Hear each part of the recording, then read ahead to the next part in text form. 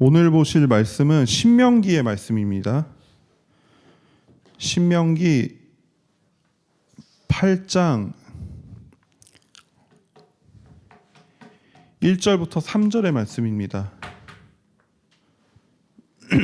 신명기 8장 1절부터 3절의 말씀입니다. 신명기 8장 1절부터 3절의 말씀 찾았으면 저희가 한 목소리로 함께 읽겠습니다. 내가 오늘 명하는 모든 명령을 너희는 지켜 행하라. 그리하면 너희가 살고 번성하고 여호와께서 너희의 조상들에게 맹세하신 땅에 들어가서 그것을 차지하리라. 내 하나님 여호와께서 이 40년 동안에 내게 광야길을 걷게 하신 것을 기억하라. 이는 너를 낮추시며 너를 시험하사 내 마음이 어떠한지 그 명령을 지키는지 지키지 않는지 알려 하심이라.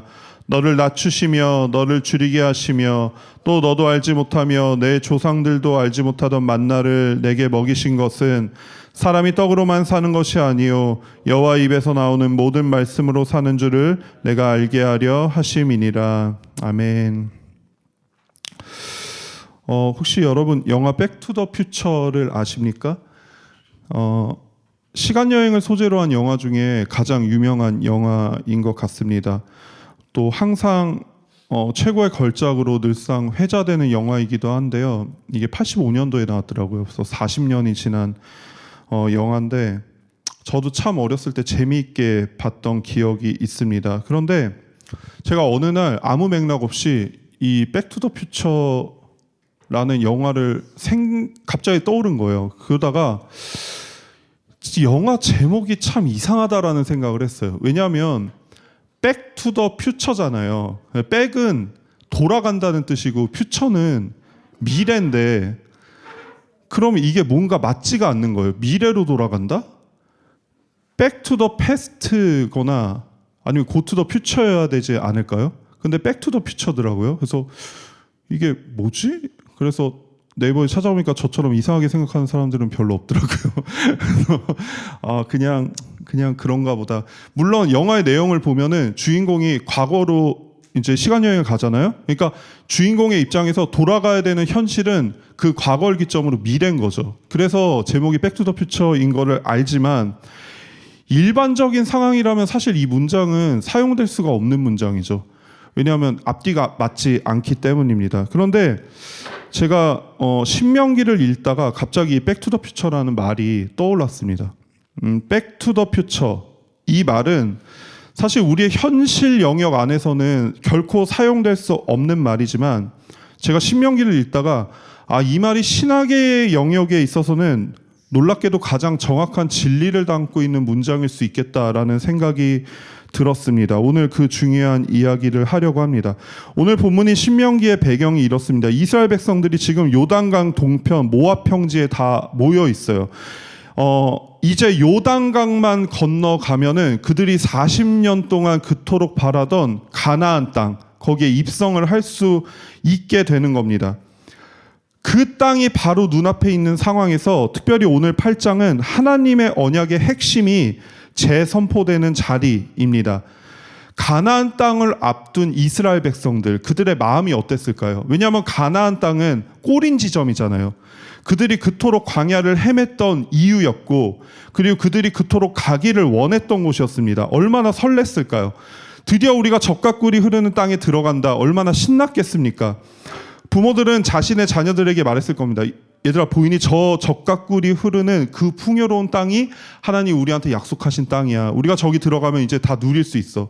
과거에 우리가 사막에서 했던 그 모든 고생들 다 청산하고 이제 우리가 저기에 들어가서 축복을 누리고 번영을 누리고 평화를 누릴 수 있는 거야 라고 아마 얘기를 했을 거예요. 그리고 그 풍요의 땅에서 세워나갈 인생의 계획들과 그 평안들을 꿈꾸고 계획하고 그러면서 참 즐거워했을 것 같습니다. 마치 로또에 당첨된 것처럼 저희가 로또 생각만 해도 와, 그 돈 받으면 뭐 할까 하고서 막 상상을 하는 것만으로도 되게 즐겁잖아요.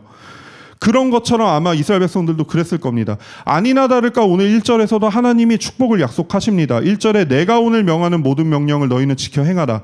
그리하면 너희가 살고 번성하고 여호와께서 너희의 조상들에게 맹세하신 땅에 들어가서 그것을 차지하리라. 너희가 살고 번성하고 차지할 거다. 이렇게 약속을 해주신단 말이에요. 그러니까 역시 주님이시죠. 이스라엘에게 큰 축복을 약속하시고 또 번성하여 모든 땅을 차지할 거라고 약속을 하셨습니다. 그러면 이제 이스라엘의 입장에서는 앞으로의 미래를 바라보고 앞으로의 비전을 선포하면서 나아가기만 하면 되는 거예요. 이전에 사막에서의 볼품없던 여정들은 다 지나갔고요. 만나 메추라기를 매일 공급해 주시기는 하나 그게 언제 끊길지 몰라가지고 그 만나 줍지 말고 모으지 말라고 했던 그 만나도 계속 모아놨다가 썩어가지고 버리고 막 이랬던 불안 가운데 살았던 그 인생들도 다 청산이 되는 겁니다. 이제 미래만 바라보고 전진하여서 차지하고 누리고 번성하면 되는 거죠. 그런데 그 순간에 당장이라도 젖과 꿀이 흐르는 가나안 땅에 뛰쳐들어가도 모자랄 그 시간에 하나님이 마치 그들의 발목을 이렇게 잡으시는 듯한 그런 말씀을 하십니다. 바로 2절입니다. 내 하나님 여호와께서 이 40년 동안에 내게 광야 길을 걷게 하신 것을 기억하라. 이렇게 말씀을 하시는 거예요. 아니 앞만 보고 달려나가기도 바쁜 때에 어떻게 해요? 뒤를 돌아보라고 하십니다. 지금이 어느 때입니까? 가나안의 청사진을 그려야 할 때잖아요. 그 젖과 꿀이 흐르는 땅에서 우리가 어떤 번영을 누리면서 살아갈지에 대해서 계획하고 수립하고 회의하고 모여가지고 항상 그 꿈을 그리고 어떤 우리가 그린 이상과 목표들을 계속해서 나누고 그리고 구체화시켜야 되는 이 상황에서 그런데 계속 과거에 내 형편없던 모습들, 나약했던 그 시간들, 아무것도 하지 못했던 사막에서의 그 여정을 기억하라고 하십니다. 그러니까 우리가 글로서만 읽었을 때 그렇지 뭐 이렇게 하고 넘어갈 수 있지만 이스라엘 백성들의 입장에서는 사실 이게 굉장히 야속한 말씀일 수 있는 거죠. 왜 우리가 이미 지나간 40여 년의 그 시절, 그래서 여러 가지 우여곡절이 있어가지고 평안하지만은 않았고 내 생각대로 되지는 않아가지고 항상 괴롭고 힘들었던 그 시절, 이제 겨우겨우 그 광야를 지나가지고 젖과 꿀이 흐르는 가나안 땅을 눈앞에 두고 있는데 그 시절을 왜 또 기억해야 됩니까? 왜 상기해야 됩니까? 이런 심정이 들었을 것 같습니다. 요즘 세상의 명사들도 계속해서 그 이야기를 하잖아요. 관계에 대해서 요즘 많이 얘기를 하더라고요. 그런데 이런 얘기를 합니다. 과거 이야기를 많이 하는 사람과의 관계를 정리하십시오. 이런 얘기를 하더라고요. 왜냐하면 과거에 머물러 있는 사람은 앞으로 나아가지 못하는 사람이다. 미래를 함께 나눌 수 있는 사람과의 관계를 더 깊게 만들어라. 이제 이런 말을 하는 그 강의들을 많이 볼 수 있습니다. 과거에 머물러 있는 사람은 미래를 향하고 있는 나의 발목을 붙잡는다는 거예요. 그리고 꿈을 꾸지 못하게 만들고 더 나은 삶으로 나아가지 못하게 만든다는 겁니다. 내가 앞으로 살아가야 되는 미래의 이야기를 계속해서 하는 사람들은요, 나와 함께 발전하고 더욱더 나은 삶으로 나아갈 거라고 가르칩니다. 사실 이게 세상 일만은 아니에요. 교회에서도 마찬가지죠. 우리가 교회에서 예수님 이름만큼이나 가장 많이 듣는 단어가 뭐죠? 비전이잖아요. 비전. 비전의 사람이 돼야 된다. 너의 비전은 뭐니? 너의 꿈은 뭐니? 어떤 비전을 가지고 살아가고 있니? 이 질문을 진짜 많이 들었단 말이에요. 미션이고 목표고 계획을 우리가 항상 세우고 꿈꾸고 이루고 해야 된다라는 그런 신앙의 여정들에 대한 교육들을 참 많이 받았어요. 그 길을 주님께서 축복하실 거라고 들었습니다. 은혜를 받고 복음을 받은 사람들이라면은 비전의 사람이 되어야 되고 뚜렷한 목표와 계획의 방향성을 가지고 세상을 살아가면서 하나님이 주신 축복으로 그리스도의 영광을 위해 살아가야 된다. 이걸 우리가 귀에 못이 박히도록 들었단 말이에요. 그래서 부흥회나 수련회에 가면은 뭐래요? 비전 받는 기도회 같은 거 하잖아요. 그래서 하나님이 이번 수련회 때 나에게 이런 비전을 주셨습니다. 이런 간증을 하는 청년들이 굉장히 많단 말이에요. 그래서 이 비전을 위해서 내가 해 나가야 되는 미션은 이런 거고 내 계획은 이런 거고 올해는 이렇게 하고 내년엔 이렇게 하고 뭐 5년 뒤, 10년 뒤엔 이렇게 할 겁니다라고 고백하는 그 고백들을 굉장히 많이 들을 수가 있습니다. 저는 이 이야기 자체만을 들었을 때는 이 이야기는 틀리지 않다고 생각을 합니다. 왜냐하면 사람은 그런 원리로 발전하고 그런 원리로 더 나아지기 때문입니다. 특히나 하나님의 특별한 은혜 속에 있는 사람들은 더더욱 그렇습니다. 그래서 우리가 예배 속에서 은혜를 받고 기도와 말씀으로 은혜를 받고 받은 은혜 속에서 뭔가 예수님과 동행을 하고 그래서 변화된 내 모습을 봤을 때 이전에 나는 죽었고 내가 새 사람이 됐구나, 그런 느낌이 들었을 때 우리가 가장 많이 하는 기도가 뭡니까? 주님, 이제 나는 어떻게 해야 됩니까? 앞으로 저는 뭘 해야 됩니까? 그리고 제 삶의 다음 그림은 뭡니까? 이 기도를 진짜 많이 하잖아요. 나는 도대체 어떤 계획과 어떤 목표를 가지고 살아가야 합니까? 이런 기도와 질문들을 참 많이 하게 됩니다. 그런데 우리가 신앙생활을 하면서 경험하는 건 뭐죠? 참 이상하게 하나님께서 그 기도와 그 질문들에 대해서 명확하고 선명하게 답변을 안 해주실 때가 거의 대부분이라는 거예요. 그리고 안 해주시는 것을 넘어서서 오늘은 본문에서 미래를 보지 말고 과거를 보라고 하십니다. 사람은 인생의 전환기를 맞게 되잖아요. 그러면 계획을 정리하고 싶어 합니다. 왜냐하면 내 생각이 변했고 내 가치가 변했기 때문입니다.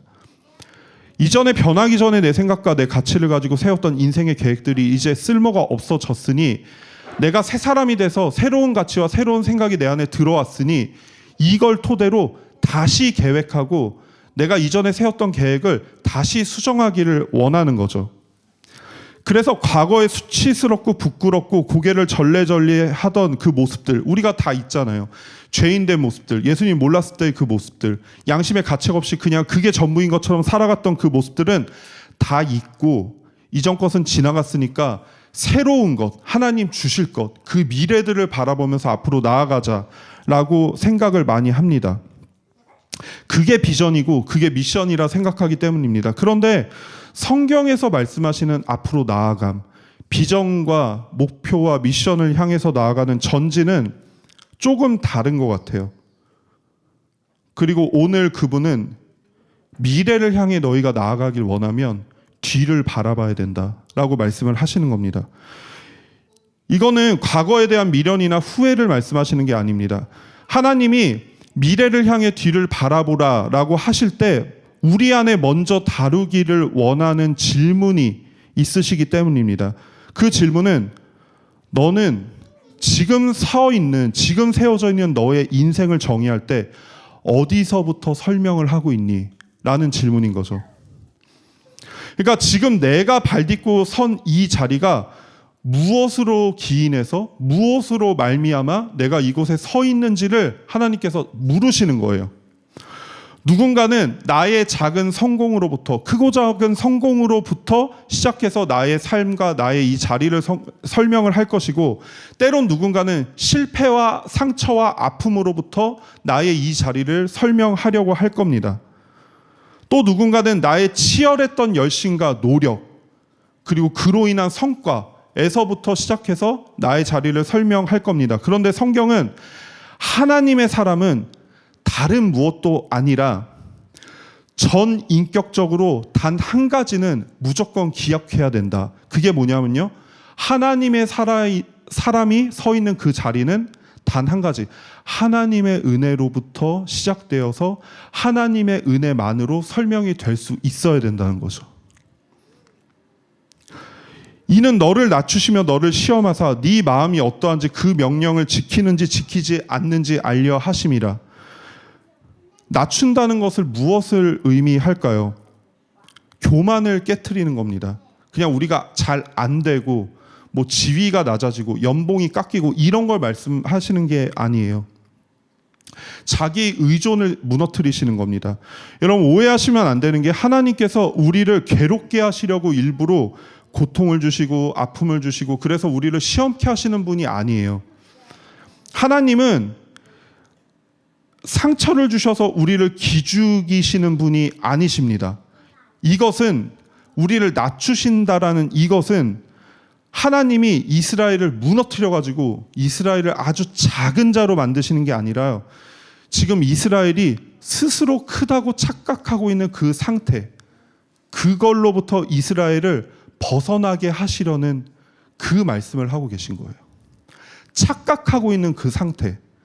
우리 아이들이 내가 세상을 지키는 영웅, 이거 꿈인가? 이것까지 무너뜨리면 좀 그런가? 하여튼 그런 어떤 착각과 그 오해를 가지고 어렸을 땐 살아갈 수 있지만 어느 수준의 장성한 분량에 이르러서도 내가 여전히 허황된 생각을 하면서 살아간다면 그 생각을 고쳐주길 원하잖아요.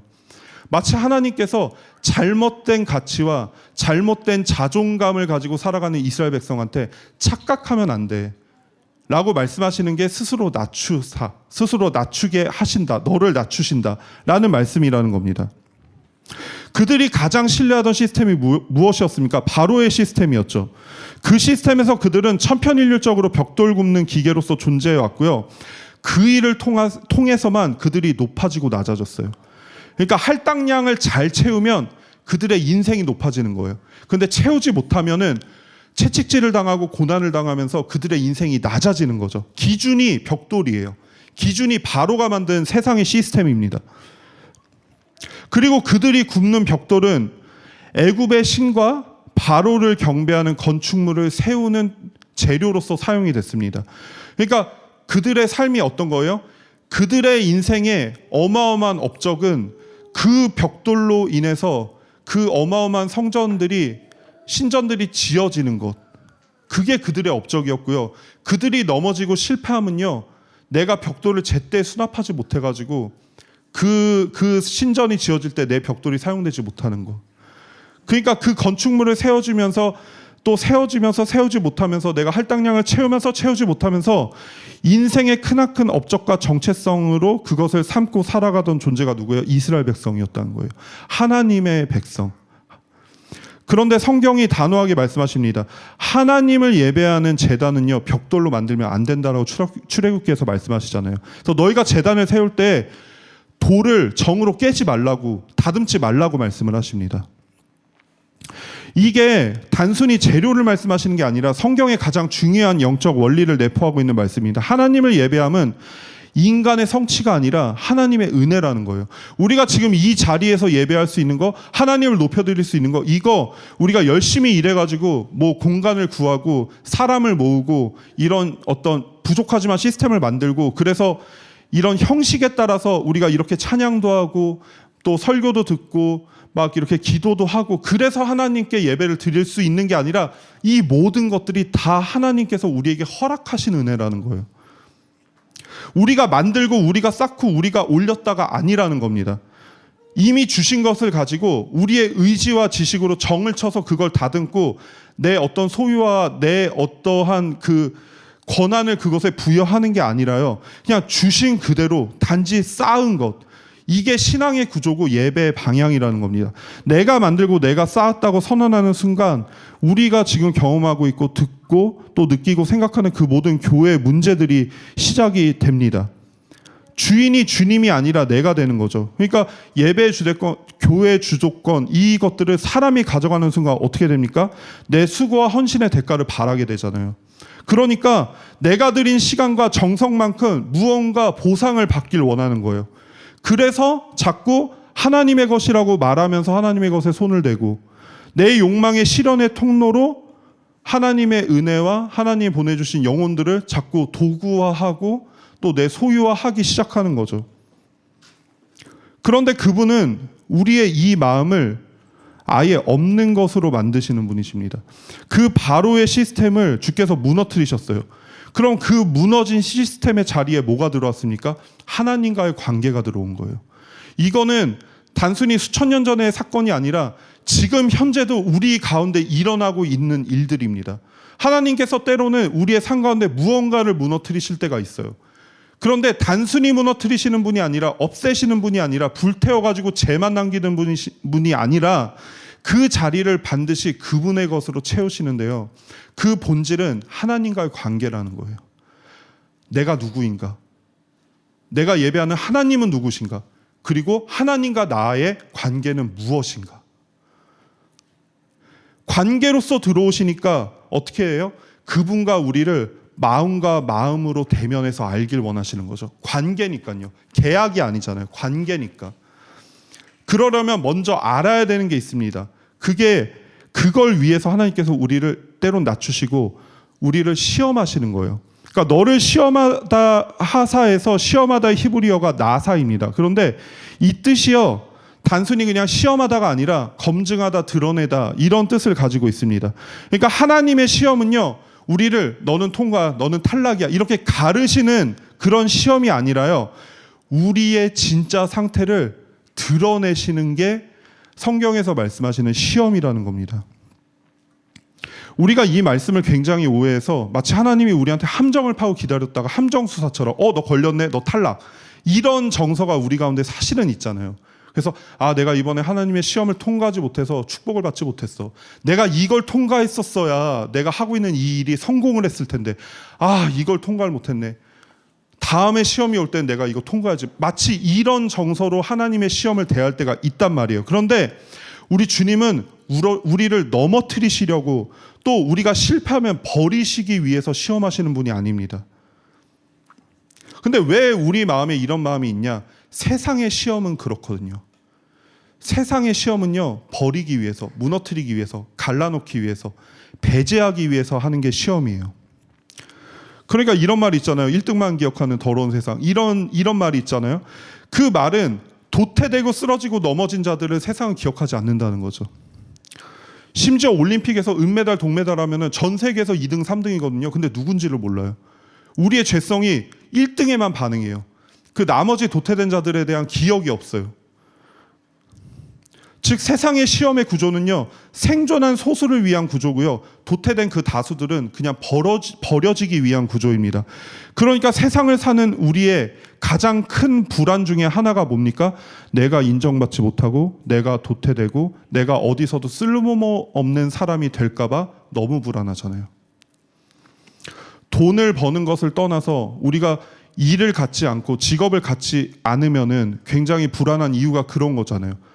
나의 효용 가치는 무엇인가? 나의 존재의 이유는 무엇인가? 그래서 내 존재감을 증명하기 위해서 그렇게 애쓰고 잠도 안 자고 몸과 마음의 병까지 걸려가면서 아웅바둥 발버둥 치는 게 인생 아니겠습니까? 그런데 우리 주님의 시험은 다릅니다. 그 시험은 우리도 몰랐던 우리 진짜 마음이 드러나는 자리입니다. 우리의 정체성을 확인하고, 그래서 우리를 판단하고 정죄하시기 위함이 아니라 그 실패 속에서도 계속해서 우리를 관계로서 다루시기 위해서 하나님이 우리를 검증하고 우리를 드러내시는 거죠. 그런데 우리가 배웠잖아요. 하나님은 어떤 분이십니까? 전지전능하신 분이죠. 모든 걸 알고 계십니다. 모든 걸 하실 수 있는 분이십니다. 그럼 우리의 마음도 아시는 분이죠. 별로 시험하실 필요가 없는 분이세요. 그냥 아는 대로 행하시면 됩니다. 그렇죠?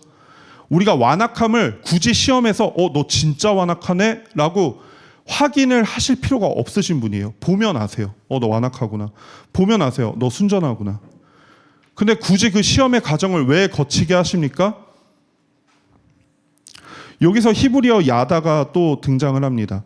알다라는 히브리어잖아요. 근데 단순한 정보 습득을 통해서 우리가 아는 것이 하나님이 우리를 안다라고 할 때 이 야다가 아니라고 그랬죠. 관계적 알미고 경험을 통한 인식입니다. 그러니까 흔히 가장 많이 든 게 뭐였죠? 내가 부모님의 주민등록번호나 호적이나 과거 주소지의 정보를 모른다고 하더라도 그 정보를 모두 다 알고 있는 그 주민자치센터의 직원보다 내가 부모님을 더 잘 아는 존재잖아요. 정보를 안다고 해서 그 사람과 관계가 깊은 게 아니에요. 그 사람을 경험해서 아는 게, 그게 진짜 아는 거죠. 친밀한 거죠. 그러니까 하나님께서는 단순히 100점이다, 90점이다, 50점이다, 통과 탈락 이런 정보로 이스라엘을 알길 원하시는 게 아니라요. 그들 스스로도 몰랐던 민낯을 통해서 누가 알길 원하시는, 하나님이 그들의 마음을 알길 원하시는 게 아니라요. 먼저 이스라엘이 나의 마음이 어떤지를, 이스라엘 스스로의 마음이 어떤지를 알길 원하시는 거예요. 그 시험의 과정을 통해서. 그들 스스로도 몰랐던 민낯을 그 시험을 통해서 알게 되는 겁니다. 그래서 그 마음을 알아야만, 내 마음이 어떤지를 알아야만, 내 존재가 어떤지를 알아야만 하나님과 마음을 나눌 수 있잖아요. 근데 내 마음이 어떤지도 모르면서 어떻게 마음을 나눕니까? 우리가 일상을 살아가면서 사회에서는 그렇게 할 수 있죠. 위장하고 그냥 있는 척하면서. 근데 하나님 다 알고 계시니까요. 부족하면 부족한 대로 하나님께 나아가야 되는데 우리가 때로는 그 시험이 없으면요, 도대체 내 마음이 어떤지 모르는 거예요. 그러니까 주님과 우리 사이에서 유일하게 아무것도 모르는 존재인 우리가 알아야 하는 거죠. 난 누구지? 난 어떤 존재지? 난 하나님 앞에 어떤 마음으로 서고 있지? 그러니까 하나님이 이스라엘 백성을 모르셔서 시험하시고 우리가 하나님의 말씀을 지키는지 안 지키는지 알고 싶어서 흔드신 게 아닙니다. 알려하심의 대상은 하나님이 아니라 이스라엘 자신입니다. 세상의 시스템 가운데 모든 걸 알고 있다고 자신하던 그들이 사실은 아무것도 모르는 존재라는 거죠. 그걸 스스로 알게 하시기 위해서 40년간 광야를 걷게 하신 거예요. 우리를 낮추셔서 우리가 붙들고 있던 거짓 기반을 제거하시고 그 상태에서 그대로 시험하시고 드러내시고 나타내셔서 우리가 진짜로 무엇을 신뢰하고 있는지, 내 삶의 기반이 무엇인지, 그냥 겉으로 경배하는 그 거짓 경배가 아니라 정말 스스로 정확하게 알게 하시고자 이 시간을 허락하신 겁니다. 사람은 시험이 오기 전까지 우리 스스로를 우리가 알 수 없습니다. 평안의 때에 고백하는 그럴싸해 보이는 거룩한 고백도요, 우리의 민낯이 드러나는 광야의 현장에서는 아무 소용없다는 것을 우린 너무나 잘 알고 있습니다. 생각만 할 때 우리는 백전백승이죠. 하지만 실제로 실전에 들어가면요, 백전백패예요. 어제 보니까 우리나라 축구가 베트남한테 졌더라고요. 최초로 졌다고 하더라고요. 그 사람들이 악플이 장난이 아니더라고요. 저 몰랐는데, 저도 이제 가끔 축구 경기를 보거든요. 국대 할 때, 특히 한일전 이런 거 할 때, 답답해 죽겠는 거예요. 저희 아내랑 진짜 완전 파이팅 있게 보는데 막 엄청 막 욕하고, 그거 그렇게 하면 안 되지, 그렇게 해야지. 그러다 보면은 내가 해도 저거보다 잘하겠네, 이런 말이 막 나와요. 근데 여러분 진짜 그렇습니까? 제가 하나님이 네 소원대로 되게 해줄게 해서 저를 만약에 그 그라운드에 갖다 두신다고 생각을 해봐요. 저 1분도 못 뛰어요. 그냥 없는 사람보다 차라리 더 안 좋은, 방해되고 걸리적되는. 그래서 내가 축구 경기를 보면서 이렇게 해야지, 저렇게 해야지, 절로 패스해야지, 저기로 센터링 해야지, 저기에서 이렇게 찼어야지 하는 것들이 하나도 적용이 안 돼요. 실제로 적용이 안 돼요. 신앙이 마치 그런 것과 같아요. 우리가 은혜를 받고 예배를 받고 평안의 시대에 하나님을 찬양하고 예배할 때는요, 어떤 환난과 괴로움이 와도요, 다 이겨낼 수 있을 거라고 생각을 해요. 그리고 믿음으로 고백을 해요. 그런데 막상 그 실전에 들어가잖아요, 안 되는 거예요. 그러나 그 실전의 자리에서 우리가 발견하게 되는 게 뭡니까? 그래서 어떻게 해야 되는지를 발견하잖아요.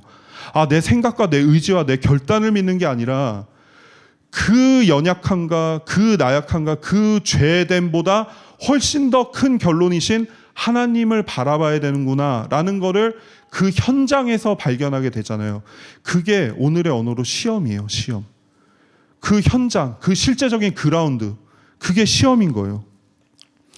머리로만 하는 신앙은 완벽하지만 진짜 말씀대로 살아내려 할 때 그 믿음의 실력을 키워주는 그라운드가 시험입니다. 그렇기 때문에 우리 신앙에 있어서 시험은 필수입니다.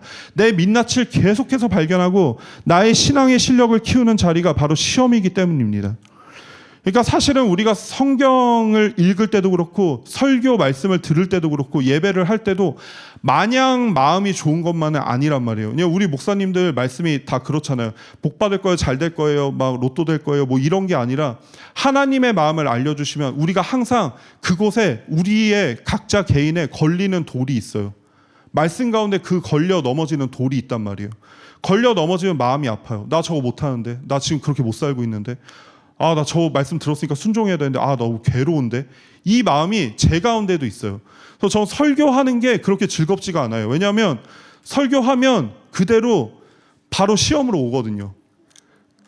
설교한 믿음대로 하나님이 알려주신 그 말씀대로 그 믿음을 가지고 헤쳐나가서 이겨내야만 하는 상황들이 이게 은혜인지 뭔지 모르겠는데 계속 생긴단 말이에요.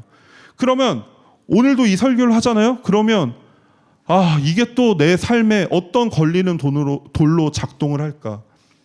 내가 이 말씀을 선포했지만 이 믿음으로 과연 이겨낼 수 있을까? 이런 마음이 제 가운데 있단 말이에요. 그럼에도 불구하고 그런 순간들을 계속 경험함에도 불구하고 우리가 예배와 기도와 말씀 앞에 끊임없이 나아갈 수밖에 없는 이유가 뭡니까? 이 은혜가 우리를 살게 하신다는 걸 우리가 알기 때문이잖아요.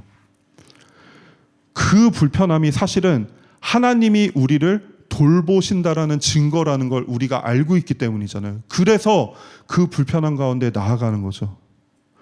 정확하게 이 부분을 말씀하시는 것이 3절의 말씀입니다. 너를 낮추시며 너를 줄이게 하시며 또 너도 알지 못하며 내 조상들도 알지 못하던 만나를 내게 먹이신 것은 사람이 떡으로만 사는 것이 아니요 여호와의 입에서 나오는 모든 말씀으로 사는 줄을 네가 알게 하려 하심이니라. 이 목적성 때문에 하나님께서 우리를 때론 낮추시고 시험하신다라는 거예요. 하나님 없는 인생들이 무엇을 위해 사시는지 주님은 정확하게 알고 계십니다. 하나님 없는 인생들은요, 평생을 떡을 위해 달려갈 뿐이에요. 눈에 보이는 성과, 통장에 찍히는 잔고, 사람들의 인정, 이게 없으면 죽는다고 생각하는 인생입니다. 왜냐하면 떡이 곧 그들에게 생명이거든요. 우리도 그러한 삶을 살아서 뭔지 너무 잘 알고 있잖아요. 그래서 그 떡을 확보하기 위해서 내 존재가 쓸모없어지지 않기 위해 남들보다 뒤처지지 않기 위해서 그토록 치열하게 경쟁하고 생존하기 위해서 때론 스스로를 갉아먹는 거죠.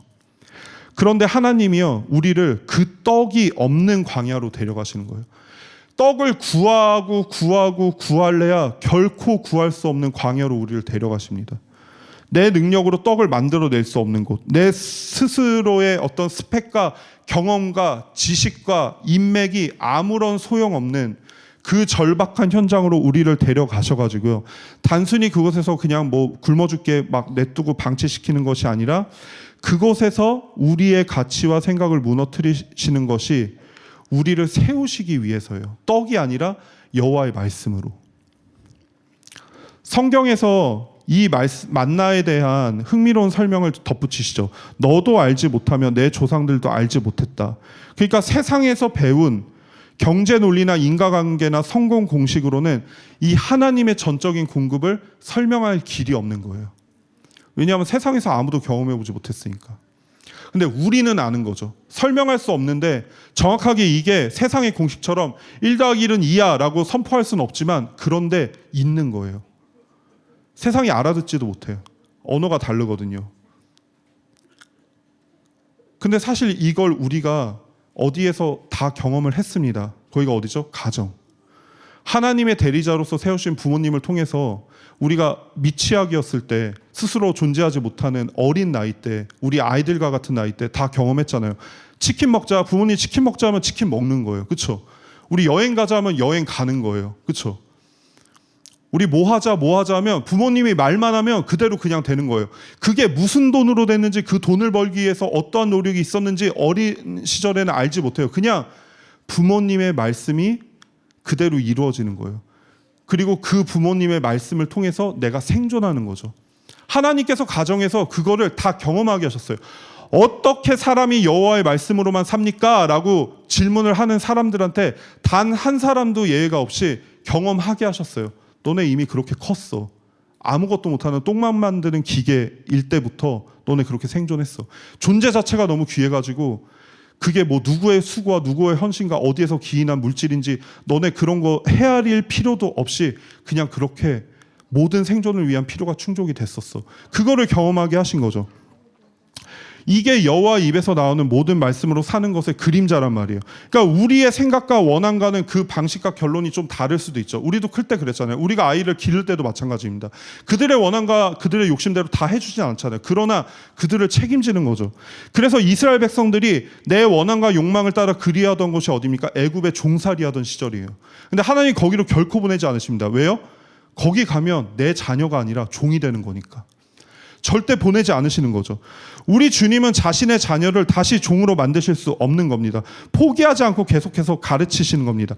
내 힘으로는 떡을 구할 수 없는 배고픔과 알 수 없는 하나님의 공급하심이 만나는 그 지점, 그러니까 내 생각엔 안 될 것 같은데 실제로 어떻게 살아가게 되는 그 지점. 그래서 설명은 할 수는 없지만 하나님이 살아계신 것 같아.